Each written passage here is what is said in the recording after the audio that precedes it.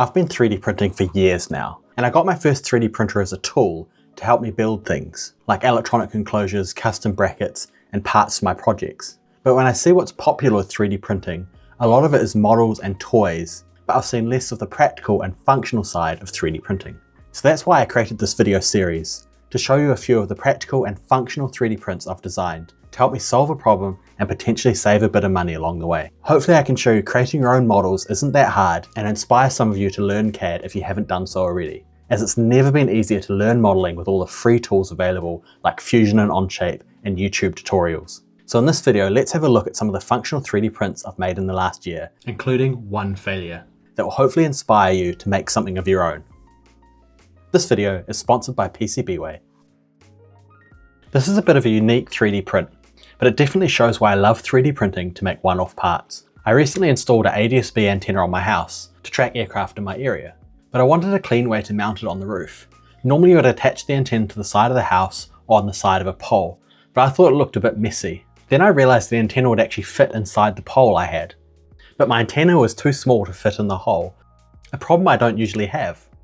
So I created a sleeve that would go inside the pole and adapt it to fit the smaller antenna. I started out by modeling the antenna and pole in Fusion 360. One thing I've been doing more recently is modeling all the parts I need for a project. Although this might seem like it would take more time, it ends up saving me a lot of time as I don't have to reprint something because I missed a small feature or the dimensions were slightly wrong. It was attached to the pole with 3 screws, so I created a drill guide to go over the pole. It has 3 flat sides and 3 holes, so I could easily line up all the holes perfectly when drilling. Unfortunately, the screws I had were too long, so I also printed some small washers and TPU as well. I also created a hole at the bottom of the adapter to let any water drain out that got in. I printed an ASA carbon fiber with default settings, as a lot of you have recommended ASA for outdoor prints. The mount came out perfectly and looks clean, and so far has been working fantastically. This is a simple one. It was getting a bit wet under my deck from my heat pump drain lines, and they were just draining onto the foundations and leaving a pool of water in the summer. It's not a big issue, but I thought I'd try and fix it anyway. I had some old irrigation hose lying around, so I decided to use that to drain the condensate into the garden instead.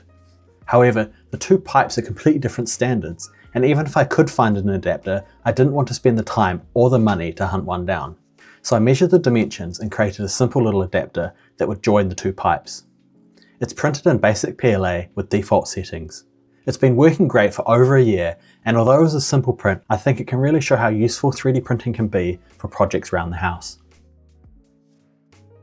While we're under my deck, I also wanted to show you my box. I recently installed this to create a junction box for my home automation system, so I can easily connect things like outside lights and gate sensors. I was reusing an old enclosure I had for another project, and I already had the 3D files for the base plate. So I updated the designs with some electrical connectors with a bit of a standoff to make it easier to screw things in. It was printed in PETG with default settings and connects together without threaded inserts. It's a bit of overkill for connecting a couple of wires together, but it makes it look really clean and didn't take long to make, and will make working on it in the future much easier. I really love 3D prints like this, that are really simple and normally wouldn't be worth making, but I already have the design files that I can repurpose to make something completely new without doing a lot of work.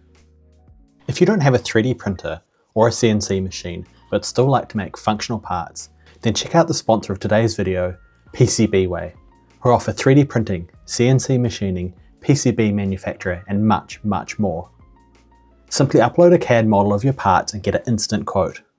I've used PCBWay a bunch in the past for custom PCBs, 3D printed metal, and CNC machining.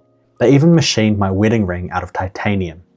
So if you need some parts manufactured for an upcoming project, check out PCBWay at the link in the description. We like to leave our dishwasher door open after it's running, to let the steam out and help the dishes dry faster. But our dishwasher is a pain, and you can't have the door open ajar, and if it's anything less than halfway, it'll just close on its own. So I designed a clip that would mount to the bench top and hold the door open at just the right distance. First I took basic measurements of all the features, like the bench top thickness, the depth, and the distance to the dishwasher.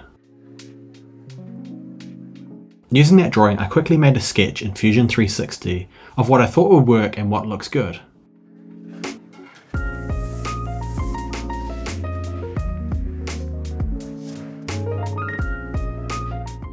I then extruded it and add some fillets and chamfers to clean it up and make it easier to print.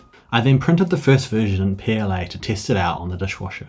It worked quite well, but it was a bit bulky and the PLA was too hard, making the door closing rougher than I wanted. So I went back and made some minor changes and printed it in TPU. I also used the slices modifiers to change infill density in different areas. Now it's harder at the base and softer at the tip. This makes it hold the bench top really well, but it also gives the dishwasher door a soft closing. I've been using this for a couple of months and it's worked really well so far. I was mounting a camera in my garden and wanted a clean way to mount it on a pole. So similar to my antenna, I made an adapter that adjusted the size of the pole to the size of the camera. And in this one I also added internal guttering and a drain to catch any water that might get in. This was printed in ASA with default settings. Lastly, I painted the pole, camera and adapter so they all look like one piece.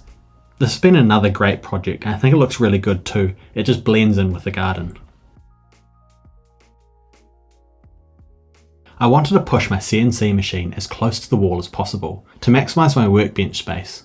But the dust extraction hoses stuck out too far and would get bent if it was pushed too close to the wall.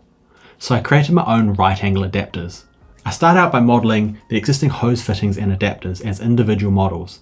I then copied each model as needed to create new right angle adapters. This way in the future, if I want to make different ones, I can really easily. They also screw onto the hose of the machine the same way the original ones do, so if I ever want to go back I can without damaging anything. For now I've printed everything in PLA with default settings. I'll test them out and see how they work. I might end up printing them with something a little stronger in the future. I often buy these little sensor modules from AliExpress for testing and for various projects, but I find they aren't actually very good at installing into projects due to their form factor. So for this current sensor I created my own 3D printed housing with mounting holes so I could mount it in my home automation control panel. It holds it really securely and I even added ventilation slots on the side.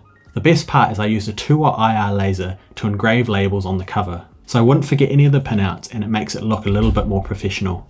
I'm going to do a video on laser engraving 3D prints soon, so subscribe if you'd like to see that. I thought I'd also add one of my failed 3D printing projects to the video. This year I've had over 10 square meters of mulch delivered, and I really wasn't keen to lug it down 2 flights of stairs in a wheelbarrow. So in a desperate attempt to avoid this, I tried creating a mulch blower. The idea is I'd run a drain pipe down a hill and try slowly blowing the mulch down the pipe.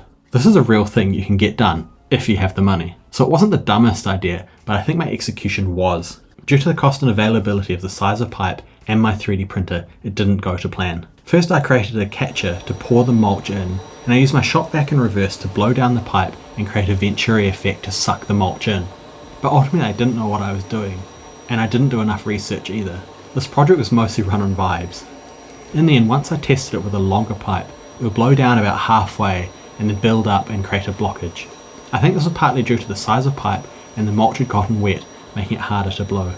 In the end I just gave up and moved the mulch by hand. It was a fun project and maybe something I can revisit in the future. I hope you enjoyed seeing a few of my recent 3D printing projects.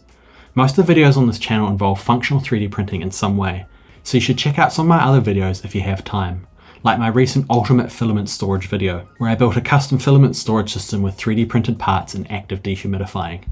Thanks to PCBWay for sponsoring this video. Check out the link in the description to find out more. I hope you liked this video. If you did, please like and subscribe. See you in the next one.